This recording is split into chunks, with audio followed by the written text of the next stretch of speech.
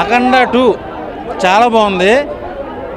అసలు సెకండ్ హాఫ్లో బాలకృష్ణ గారికి వచ్చిన సీన్స్ ఉంటాయి, ఆ సోలంతో పొడిచే సీన్లు కానీ, మా దిష్టి నిమ్మకాయ తలకాయతో తీస్తారు మనిషితో. అసలు నేనైతే ఎక్స్పెక్ట్ చేయలా.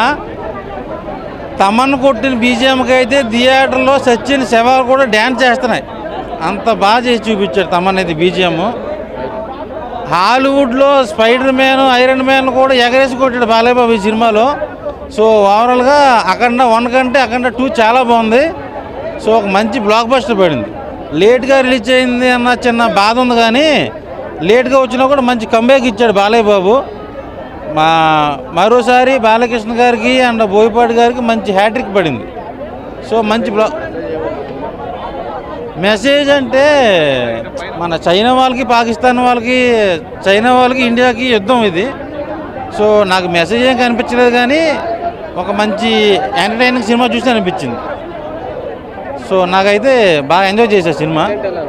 Super nice cinema. Mother sentiment last ending చేశారు, సో అది కూడా బాగా చూపించారు. సో బోయపాటి గారి మార్క్ ఎక్కడ మిస్ అవ్వదు, అందరూ ఎంజాయ్ చేయొచ్చు. సో ఒక మంచి బ్లాక్ బస్టర్ పడింది అఖండ 2. ఇప్పుడే అఖండ 2 చూడడం జరిగిందండి.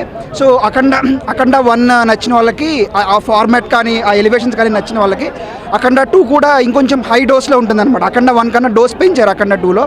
సో అఖండ 1లో ఏంటంటే ఇట్స్ లోకలైజ్డ్ కాన్ఫ్లిక్ట్, ఒక మైనింగ్ మాఫియా ఏం చేస్తుందని అఖండ 1లో చూపించారు. అఖండ 2లో ఏంటంటే క్యాన్వాస్ పెంచారు.